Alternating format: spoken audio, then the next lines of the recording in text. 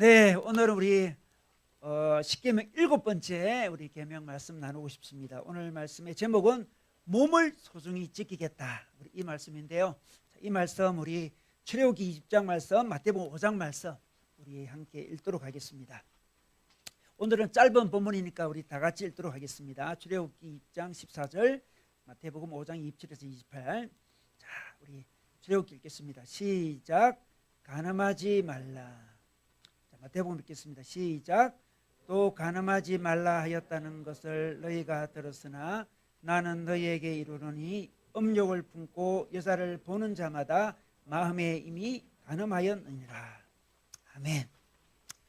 네, 오늘 말씀은 간음을 금지하는 계명인데, 이 간음을 금지하는 계명은 사실 우리에게 부담으로 느껴지지만 사실 이 간음을 금지하는 계명은 우리에게 자유를 주는 말씀이었습니다. 자유를 선언하는 말씀이었습니다. 왜냐 그러면 이스라엘 백성들은 애굽 땅에 살 때에 노예였습니다. 당시 노예들은 인권이 없었습니다. 인격도 없었습니다. 그들은 주인의 재산일 뿐이었습니다.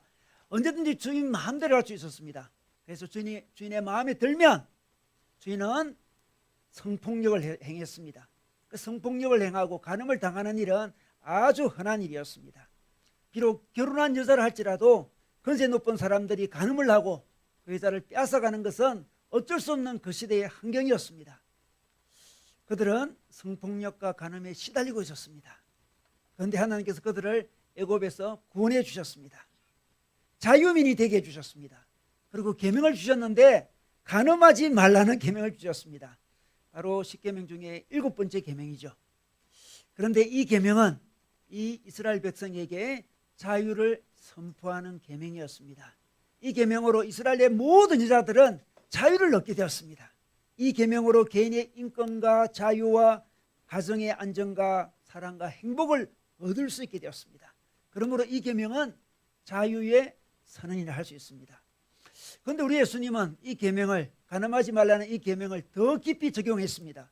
어떻게 적용했습니까? 오늘 마태복음 5장에 보니까 예수님은 여자를 보고 음욕을 품는 자마다 이미 간음했다, 이렇게 적용하고 있습니다. 여러분, 이 말씀을 들을 때 우리 모두에게 부담이 되지 않습니까? 우리 모두가 간음자입니다. 부담이 됩니다. 그러나 하나님의 이 말씀은, 예수님의 이 말씀은 우리에게 부담을 주려는 말씀이 아니라 우리에게 자유를 주는 말씀입니다. 우리 가정을 보호하는 말씀이고 우리의 행복을 하나님께서 주시기 위해서 주신 말씀이에요. 그럼 어떻게 이 말씀이 우리에게, 이 간음하지 말라는 이 말씀이 우리에게 자유와 축복의 말씀이 될 수 있는지를 오늘 말씀을 통해서 계속 우리 살펴보고 싶습니다. 여러분, 우리가 간음을 이야기할 때는 먼저 성을 이야기해야 됩니다. 여러분, 성이 뭘까요? 성적인 욕구가 무엇일까요? 하나님 우리 인간에게 성과 성적인 욕구를 주셨습니다. 하나님이 이 욕구를 창조해 주신 거죠. 하나님이 창조했기 때문에 성은 선한 것입니다. 성욕은 아주 선한 것이죠. 그런데 하나님이 이 성을 만드실 때 목적이 있었습니다. 어떤 목적으로 이 성을, 우리 성적인 욕구를 만드셨을까요? 그 목적이 무엇일까요? 그 목적은 바로 하나됨이었습니다. 연합이었습니다. 부부가 한 몸이 되는 거였습니다. 여러분, 창세기 2장 24절 말씀 함께 보도록 하겠습니다. 설교에 나와 있습니다. 제가 읽겠습니다. 이러므로 남자가 부모를 떠나 그 아내와 연합하여 둘이 한 몸을 이룰지로다, 이렇게 말씀하고 있습니다. 자, 부부가 한 몸이 된다, 이렇게 말씀하고 있었습니다. 여러분, 참 놀랍죠? 한 몸이 된다는 게 너무 놀라운 이야기 아닌가요? 두 사람인데 한 몸이 됩니다. 여러분, 아무리 자기 자녀라 해도 자기 몸에서 나왔지만 자녀가 부모와 한 몸이다, 이러지는 않습니다. 아무리 친한 친구 사이라 하더라도 한 몸이라고 이야기하지 않습니다. 한 몸은 오직 누굽니까? 부부가 한 몸이에요. 자, 부부가 한 몸이라 했습니다. 하나 되어야 될 몸이라는 거죠. 그런데 하나님이 성을 만드신 목적은 이 부부가 하나 되도록 하는 접합체입니다. 접합체. 여러분, 시멘트 있잖아요. 시멘트는 우리 건축할 때에 우리 접합제로 재료를 쓰지 않습니까? 마찬가지죠. 가정이라는 구조를, 부부라는 구조를 굳게 세우는 시멘트 같은 역할을 하는 게 뭐다? 성이라는 거예요. 성관계를 통해서 부부가 이렇게 접합하게 되고 하나가 되는 것입니다. 이 하나됨은 단순히 육적인 하나됨 정도가 아니고 영적인 하나됨이고 정신적인 하나됨, 전인격적인 하나됨을 이야기합니다. 여러분, 우리가 하나 되려면 주로 어떻게 해야 됩니까? 하나 되려면 오픈해야 돼요. 자기를 오픈해야 되죠. 그래야 하나가 되죠. 자기 연약함을 오픈합니다. 자기 부족함을 오픈합니다. 자기 있는 모습 그대로의 모습을 오픈하게 되죠. 성은 오픈하는 시간이죠. 부부가 자기 자신들을 전적으로 오픈하도록 성이 설계되어 있습니다. 그래서 성을 통해서 부부가 성을 나누다 보면 더욱더 오픈하게 되죠. 오픈하면 할수록 어떻게 됩니까? 두 사람은 하나가 됩니다.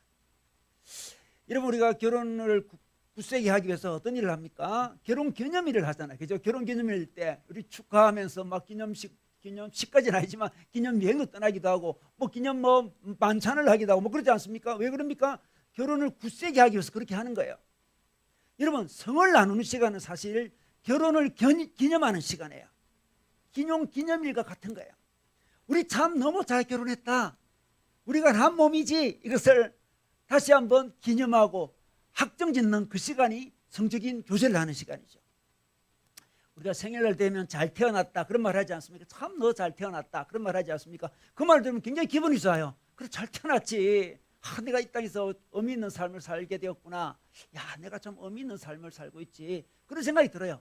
하나님 목적이 있어 나를 이 땅에 보내셨구나. 이런 생각이 생일 잔치를 하면서 느끼게 되는 거예요. 근데 성적인 나눔은 우리 너무 잘 결혼했다. 우리는 한 몸이지. 이것을 기념하고 기억하도록 하는 시간이 바로 성적인 나눔의 시간이에요. 여러분, 이전에 그 아주 유명한 성교육 강사가 있었습니다. 그분의 이름은 구성애 씨라고, 여러분은 혹시 모르는 분이 있을 수 있는데 옛날에 정말 대단한 분이었습니다. 이분이 구성애 씨라고. 이분이 1998년도에 MBC에 구성애의 아우성이라는 강의를 한 후에 정말 세대를 불문하고 성교육은 구성애다 이렇게 할 정도로, 요즘에 오은영 씨가 좀 그런 것 같아요. 오은영 씨가 약간 분야는 좀 다르지만 요즘 오은영 씨 같은 역할을 전 우리 대한민국 국민들에게 성교육을 시켰던 우리 대단한 분이 구성애 씨라는 분이 있었습니다. 그 당시만 해도 성교육이 우리나라가 잘 이루어지지 않는 상황이었거든요. 그런데 구성애 씨가 너무나 리얼하게 너무나 놀랍게도 성교육을 시켰습니다. 근데 이번에 그 아버님이 목사님이세요. 목사님이십니다. 이번에 아버님 목사님, 독립운동을 한 목사님이신데 그의 어머니도 좀 의식이 잘 끼어있는 분이셨습니다. 한 번은 구성애 씨가 어린 나이에 초등학교 3학년 때 친하게 따르던 옆집 오빠가 있었는데 오빠에게 성폭행을 당하는 일이 일어났습니다. 그때 그 어머니는 끼어있는 분이셔가지고 이 어린 구성애 씨한테 이렇게 이야기했습니다. 네 잘못이 아니야. 이렇게. 참 이게 중요합니다. 너 잘못이 아니야.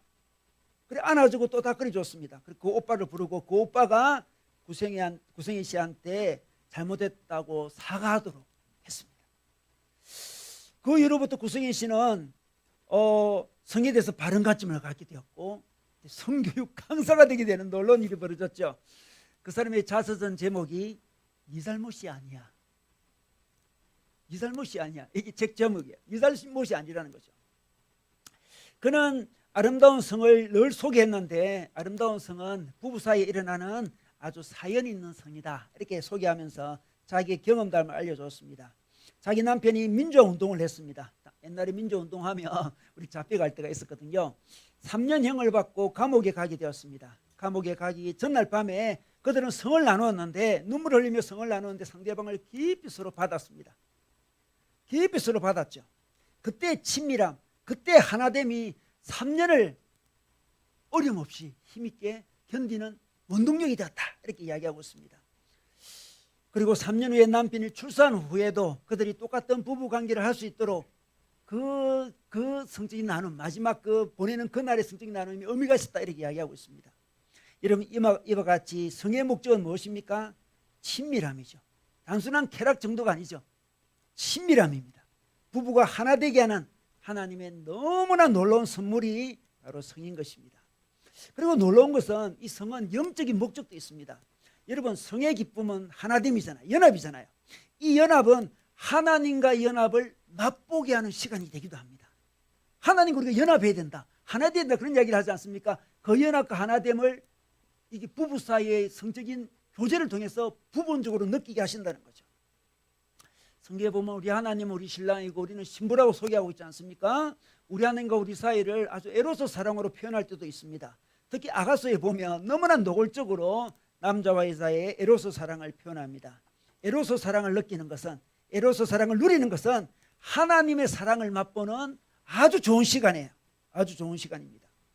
여러분, 아담과 하와가 처음 창조되었을 때 옷을 입고 다니지 않았습니다. 벗고 다녔습니다. 벗고 다니면서 서로 전혀 부끄러움이 없었어요. 하나님 앞에서도 벗고 다녔습니다. 왜? 하나님은 있는 것 그대로 다 받아주시는 분이시니까.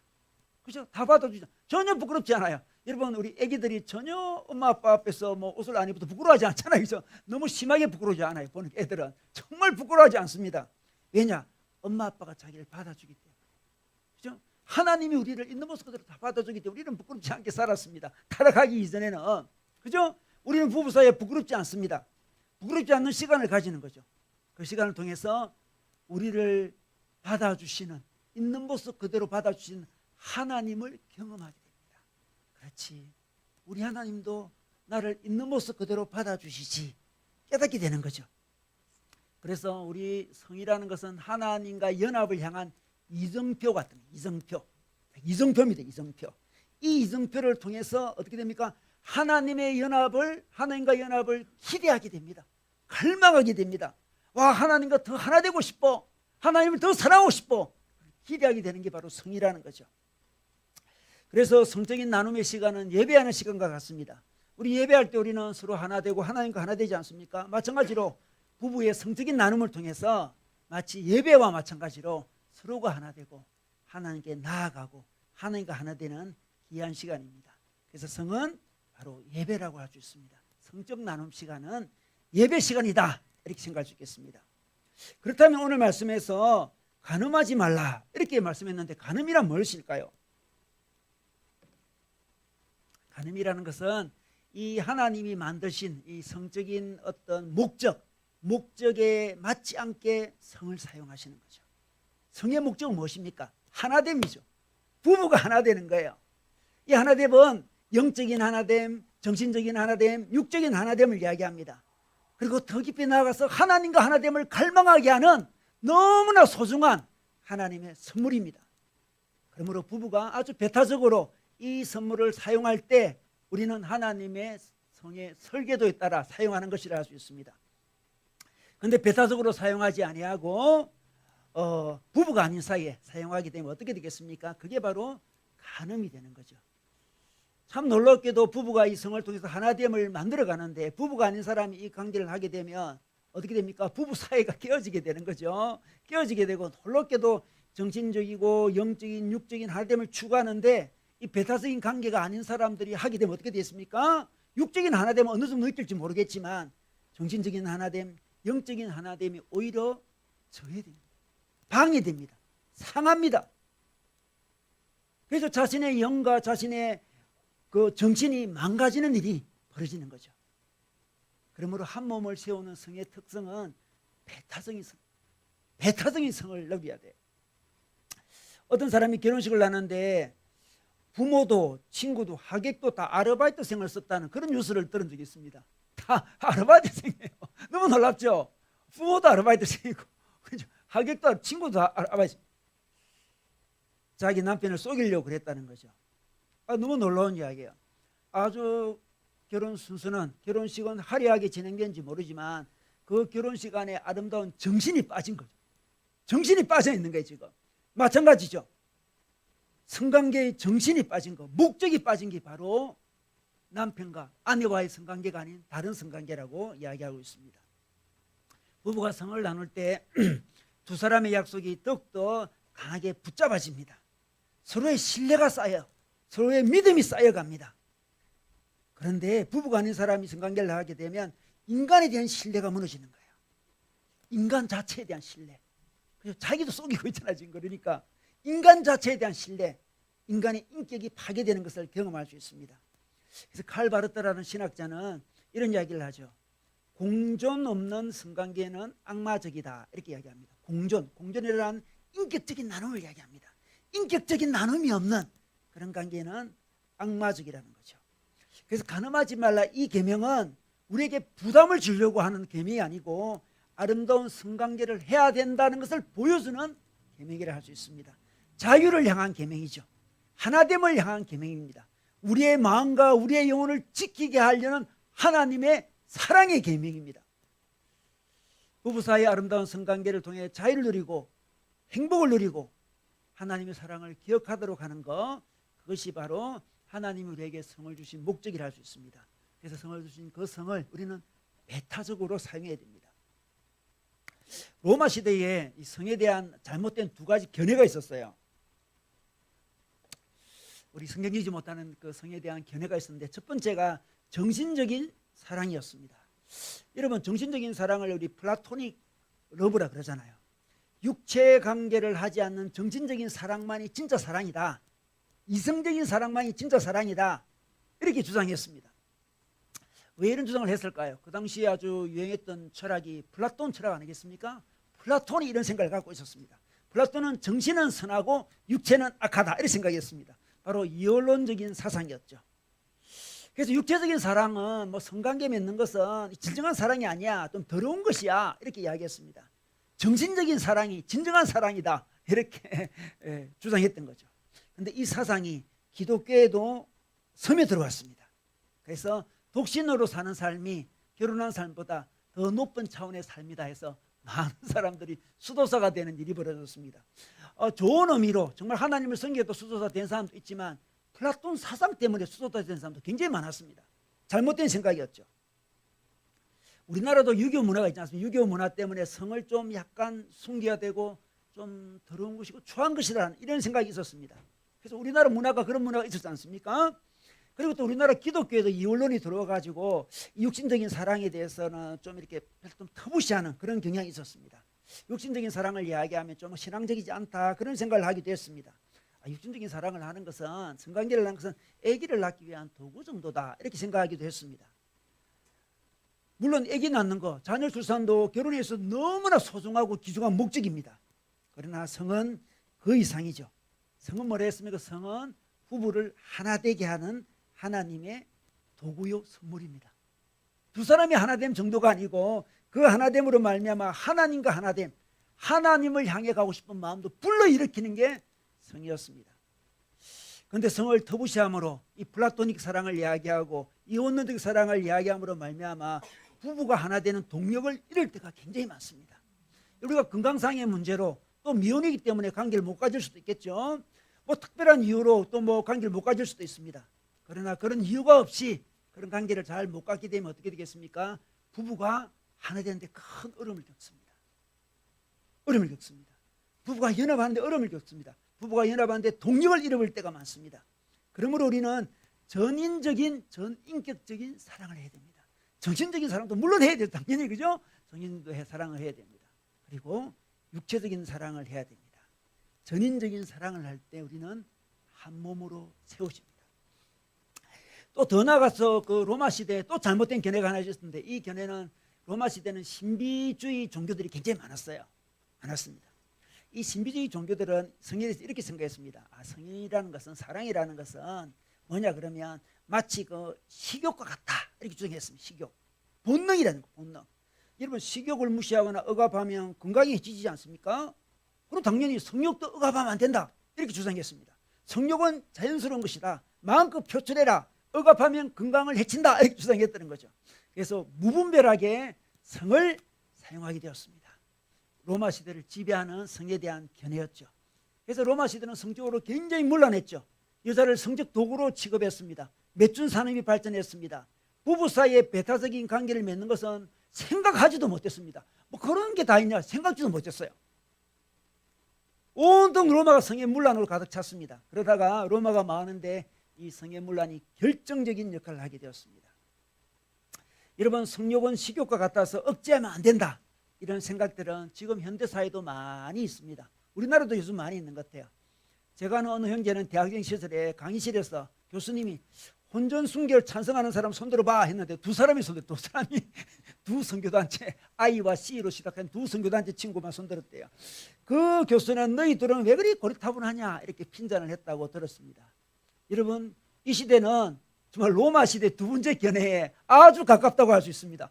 이는 본능이야, 본능. 본능을 억제하면 건강에 해로워요, 이렇게 주장하고 있습니다. 여러분, 그런데 여러분, 본능이라 하더라도 무분별하게 사용하면 어떻게 됩니까? 여러분 식욕은 자연스러운 거지만 식욕을 억제할 때 있죠, 여러분.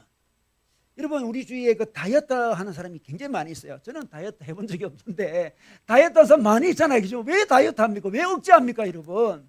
우리 지난주에 우리 가정교회 모임하다가 다이어트 이야기 나왔습니다. 어느 분이 어떤 우리 가족이 세상이 회색빛으로 변할 때 다이어트가 성공하고 있다는 증거다 이렇게 이야기했습니다. 아, 너무나 멋진 표현이에요. 세상이 회색빛으로 변해야 됩니다. 먹고 싶은 거 못 먹고 뭐 절제하고는 회색빛이 된다는 거죠 지금. 저는 그런 게 함도 없어요. 그런데 함도 없는데 여러분 왜 세상을 회색빛으로 만듭니까? 건강을 위해서 그러는 거지. 그래 성공한 요즘에 또 성공한 우리 가족이 한 명 있어요. 이 다이어트 성공한 가족 이런 이야기했습니다. 아, 요즘에 자기가 절제하니까 너무 몸이 좋아진다는 거예요. 지금 몸이 너무 좋아진대요. 살도 너무 빠지고 몸도 좋아지고 몸만 좋아지는 게 아니라 정신도 맑아진대. 정신도 집중이 된대. 뭔가 일할 때. 여러분 왜 그 본능을 억제하십니까?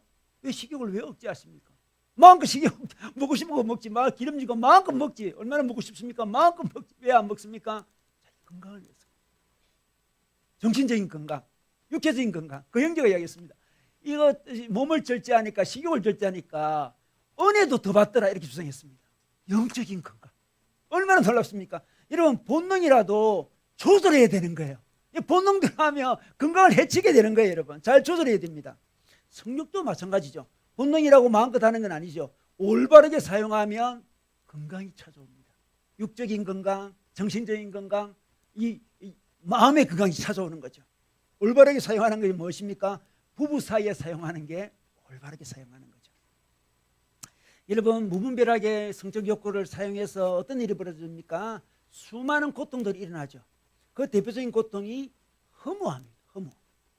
허무해집니다. 성을 통해서 친밀함이 와야 되는데 친밀함이 없는 성적 나눔을 하다 보니까 영의 하나됨, 육의 하나됨이 빠지는 성적 관계를 갖게 되죠. 그러면 우리 인간은 영적인 존재이기 때문에 허무감이 몰려옵니다. 두려움과 죄책감 가운데 그 일을 하게 되죠. 허무감이 몰려옵니다. 대부분이 외로움을 이기기 위해서 성적인 관계를 맺는다 했는데 배우자가 아닌 사람과 그 관계를 맺으면 맺을수록 외로움의 강도는 더 세지는 거죠. 더욱 거세집니다. 그게 하나님의 법칙입니다. 그리고 당연히 하나님과 관계가 막힙니다. 하나님과 기도가 안 돼요. 부부 관계를 맺으면 기도가 잘 되는데 부부가 아닌 사람이 그 관계를 맺으면 기도가 막혀버립니다. 여러분 많은 가정이 왜곡된 성으로 인해서 고통을 겪고 있죠. 우리 부모님이 음식을 절제하지 못해서 내가 큰 상처를 받았다. 그런 자녀들 별로 봤습니까? 별로 없잖아요. 뭐 그런 경우도 있겠죠. 우리 부모님은 음식을 절제 못해. 그래서 우리 가정이 굉장히 어려워. 뭐 그런 게 간혹 있겠죠. 그러나 우리 부모님이 성적인 걸 잘못 사용해서 어려움을 겪는다는 이야기는 정말 많이 듣습니다.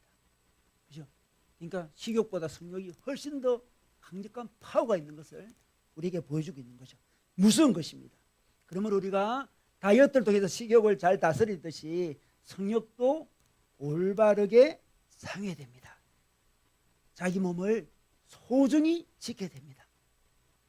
자, 그렇다면 우리 하나님께서 이렇게 귀하게 선물로 주신 우리 성욕을 잘 활용해야 되는데, 근데 우리 예수님은 그 정도가 아니고 우리 마음에서도 어떻습니까? 음욕을 품기만 하면 간음했다고 이야기합니다.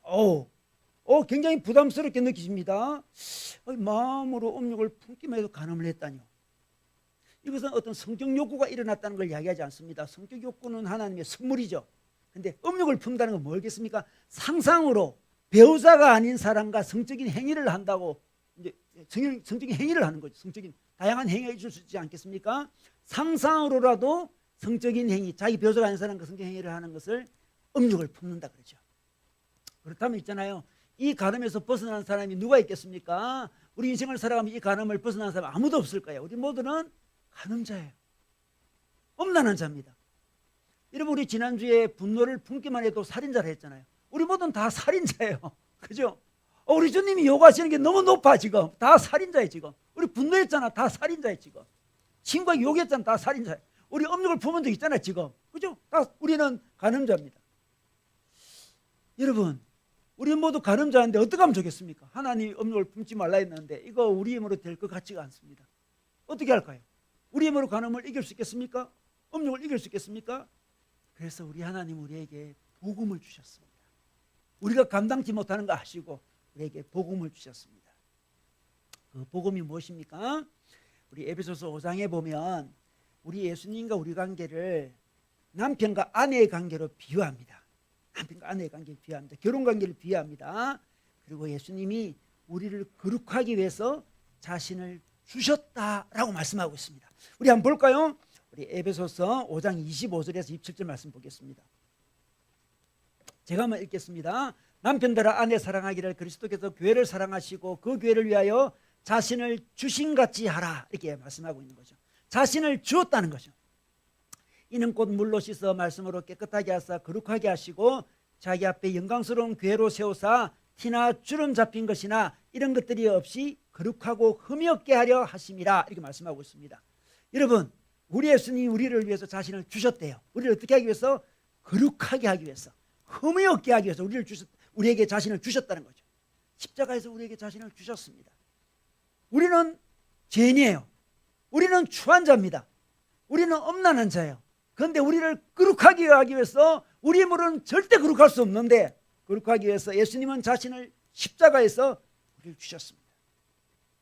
그래서 우리가 하나님 앞에 나아갑니다. 처음에는 죄인의 모습으로 나아가지만 단순히 죄인의 모습이 아니죠. 예수 그리스도의 보혈 의지해서 나아가는 거죠. 우리는 여전히 끊지 못하는 엄난함을 가지고 있습니다. 죄책감을 그래서 가지고 있어요. 그런데 하나님께 나아가면 나아갈수록 우리 하나님께서 이렇게 말씀하십니다. 너는 거룩한 자다, 어려운 자다, 이렇게 말씀하십니다. 이게 바로 복음이에요.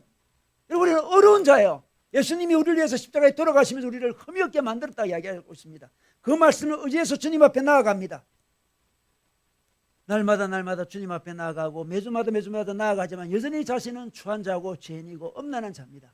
그럼에도 불구하고 하나님, 제가 비록 한 주를 또 엄난하게 살았습니다. 제가 추한 죄인입니다. 이렇게 함에도 불구하고 우리의 하나님은 끊임없이 우리에게 은혜를 베풀어 주십니다. 우리를 향해 말씀하십니다. 너는 거룩한 자다. 네가 예수의 피를 통과했기 때문에, 예수의 벌을 통과해서 내 앞에 왔기 때문에 너는 정말 어려운 자다, 거룩한 자다, 흠이 없는 자라고 계속 말씀하십니다. 이것이 복음입니다. 우리 힘으로 거룩해지는 게 아니에요. 누가 우리에게 두려움을 심어준다 거룩해지는 것도 아니죠. 우리는 그 은혜 앞으로, 그 사랑의 그 목소리 안으로 들어가면 들어갈수록 우리는 거룩해지는 거예요. 우리 하나님과 우리의 관계가 좋아지면 좋아질수록 우리는 간음을 이겨내는 거예요. 우리 하나님의 사랑, 우리 하나님의 관계는 어떤 것일까요? 하나님이 우리를 있는 모습 그대로도 봐주시고 죄인된 모습으로 나왔지만 우리를 어렵게 하시는 그 하나님의 사랑을 느끼면 느낄수록 하나님과 관계가 깊어지는 거죠. 그 관계가 깊어질수록 우리는 조금씩 그 엄난함과 간음을 극복할 수 있습니다. 여러분, 관계가 중요합니다. 관계. 이런 엄난을 극복하는 길은 관계입니다. 관계. 사랑의 관계죠. 사랑의 관계. 자기의 의지가 아니죠. 어떤 두려움도 아니에요. 관계가 깊어져야 돼요. 이런 로마 사람들 굉장히 엄난했습니다. 그러나 그들은 그렇게 엄난하면서도 자기 가족만은 엄난의 대상이 되기를 원치 않았습니다. 그렇잖아요. 자기 가족이 성폭행의 대상이 되기를 누가 원하겠어요? 그죠? 간음의 대상이 되기를 누가 원하겠어요? 자기 가족이, 자기 어머니가, 자기 누이가, 자기 아내가, 아무도, 왜냐? 사랑의 관계이기 때문에 그렇습니다. 자기가 성폭행하려는 그 대상이 자기의 가족이라 생각해 보십시오. 그럴 수가 없는 거죠. 그 다른 사람을 자기 가족으로 봐야 돼요. 그 관계가 그렇게 중요해요. 관계, 사랑의 관계가 있으면 극복할 수 있는 거예요. 의지로 극복하는 정도가 아니에요. 사랑의 관계를 맺는 거죠. 이전에 저희 교회 어떤 형제가 한번 방문한 적이 있습니다. 대학생이었는데 그 친구가 와서 이런저런 이야기하면서 이 JMS라고, 여러분 유명한 그 한국교회에서 이단으로 이 정제한 이 JMS라는 이단인데, 자기 아버지가 그 JMS의 2인자 같은 사람이다, 이렇게 이야기를 하더라고요. 2인자 같은 사람인데 그 JMS에서 나왔다는 거죠. 나왔는데 어떻게 나오게 되었냐 이렇게 물어보니까 우리 그 JMS를 기쁘게 해주는 기쁨조가 있어요. 기쁨조. 자기 누나가 기쁨조에 발탁이 됐대요. 그래서 자기 누나는 그렇게 기뻐했대요. 내가 JMS를 섬기는 기쁨조가 되었다. 너무 기뻐요. 근데 자기 아버지는 어떻겠습니까? 이렇게 2인자지만 자기 딸이 기쁨조가 됐다. 그 아버지는 깊은 고민에 빠졌습니다. 다른 여자들이 기쁨조가 되는 것은 전혀 상관하지 않았습니다. 자기 아버지는 정말 2인자였습니다. 온갖 혜택을 다 누리고 있었습니다. 이 친구도 어릴 때부터 자기는 고액가에, 그 고액 무료죠. 그 안에 사니까 완전 정말 높은 가해를 받아 최고의 명문대학 다니고 있었어요. 그 가해를 다 받았다는 거예요. 너무나 혜택을 많이 누리고 있었대요. 자기 아버지는 이 단체가 틀린 단체라는 걸 알고 있었지만 그럼에도 불구하고 혜택이 너무 많기 때문에 끊을 수가 없죠, 여러분. 그죠?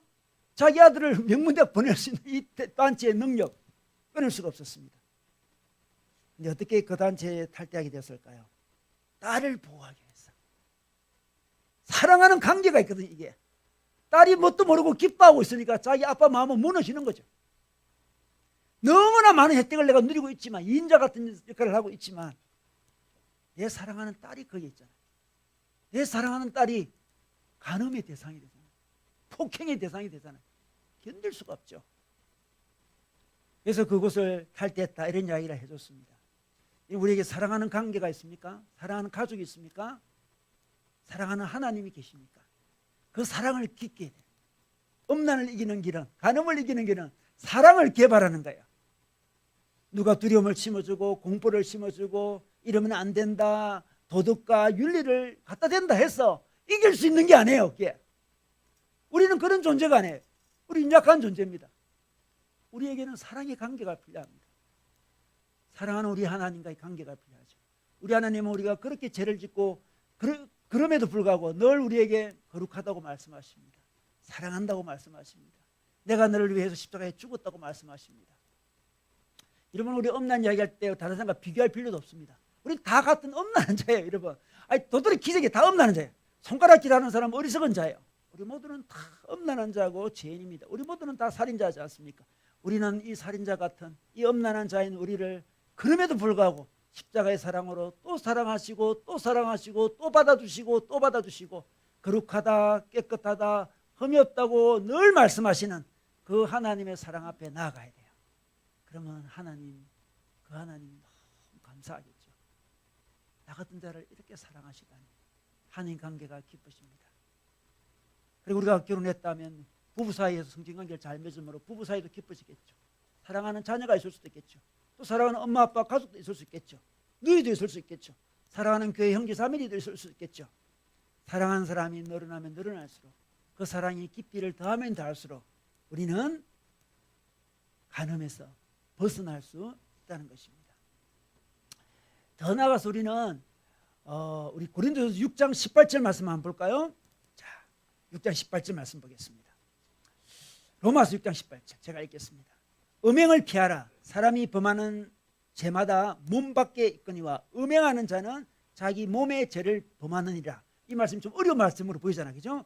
다른 죄는 몸 밖에 있고 음행은 왜 몸 안에 있지 생각할 수 있습니다. 이 몸이라는 것은 전인격을 이야기합니다. 소마라는 단어는 전인격을 이야기합니다. 그래서 음행을 범하면 어떻게 됩니까? 몸에 상처 나는 정도가 아니라 자기 전인격에 상처가 난다는 것을 이야기하고 있습니다. 참 전인격이 다치는 일이 벌어집니다. 이렇게 말씀해 놓고선 음행을 하지 말라고 어떻게 이야기합니까? 자, 또 19절 보겠습니다. 너희의 몸은 너희가 하나님께로부터 받은 바 너희 가운데 계신 성령의 전인 줄을 알지 못하느냐? 너희는 너희 자신의 것이 아니라 값으로 산 것이 되었으니 그런즉 너희 몸으로 하나님께 영광을 돌리라. 이렇게 말씀하고 있습니다. 자, 음행을 하면 몸에 이 전인격에 상처를 준다 그랬죠? 그럼 대신 어떻게 됩니까? 몸으로 하나님께 영광을 돌리라. 이렇게 말씀하고 있습니다. 자, 몸으로 영광을 돌려야 됩니다. 여러분, 몸으로 어떻게 영광을 돌릴 수 있을까요? 여러분, 부부가 사랑하면 몸으로 하나님께 영광을 돌리는 거예요. 부부가 연합하면 몸으로 하나님께 영광을 돌리는 것입니다. 여러분, 로마 시대에 그 기독교인들은 그들에게 참 독특한 사람들이었습니다. 로마 사람들이 볼 때 기독교인들 참 특이하다 했는데 특별히 두 가지 특징이 기독교인들에 있었는데, 첫 번째가 기독교인들은 가난한 사람들에게 너무 관대했던 거죠. 너무 관대한 거예요. 그게 너무나 특이했습니다. 두 번째 특징은 기독교인들은 성적으로 너무나 정결했습니다. 부부 사이에서만 성을 나눠요. 그렇게 로마 사람들은, 로마 시민들한테 너무나 특별했습니다. 저 사람들은 참 이상하다. 부부끼리만 성을 나누네. 너무 이상했다는 거죠. 그러면서도 너무나 생사하고 이상했지만 매력적이었습니다. 매력적이잖아요. 요즘 가끔 우리 연예인들 이야기 보면 연예인들이 결혼하기 전에 자기들은 성적 순결을 지켰다고 이렇게 이야기하는 연예들이 간혹 있잖아요. 그 사람들이 막 욕하지 않고 좀 좋게 생각하잖아요. 요즘도 그죠? 와, 이렇게 느끼죠. 로마 시대는 그게 너무나 더 컸다는 거죠. 무언가 매력적이었습니다. 그런데 사람 마음은 참 희한합니다. 자기 아들, 자기 손자만큼은 저런 기독교인들하고 결혼시키면 좋겠다. 그런 마음이 일어난다는 거죠. 그죠? 다 물론하지만 우리 아들, 우리 손자만큼은 정결한 저 기독교인들을 결혼시키면 좋겠다. 이런 생각이 들었습니다. 그래서 강제로 잡아다가 결혼을 시켰죠. 그래서 로마 귀족들 사이에 기독교인들이 늘어났습니다. 자녀가 낳았는데 엄마가 기독교 교육을 시키니까 이 로마의 기독교청이 점점점 기독교화되었습니다. 300년 만에 기독교 나라가 되어버린 거죠. 여러분, 로마 시대는 하나님의 설계대로 성을 사용하지 않았습니다. 무분별하게 사용했습니다. 그러나 그때 부부가 하나 되는 성을 보여줌으로 말미암아 그 시대를 거슬러 갔습니다. 놀랍죠? 부부의 성을 통해서 하나님께 나아가는 모습을 통해서 선교를 한 거죠. 그것이 바로 몸을 통한 선교죠. 몸을 통한 선교. 우리도 이 시대에 몸을 통한 선교를 해야 됩니다. 가늠함이 몸을 다치게 하지만 우리는 이제 몸을 통해서 하나님께 선교를 해야 돼요. 이게 바로 문화선교사예요. 문화선교사. 이 시대는 많은 돈을 가졌다 해서 선교가 되는 시대가 아니에요. 그죠? 많은 명예를 가졌다 해서 뭐 크게 도전이 됩니까? 많은 정보를 가졌다 해서 도전이 됩니까? 많은 책을 읽었다 해서 도전이 됩니까? 별로 도전이 안 돼요.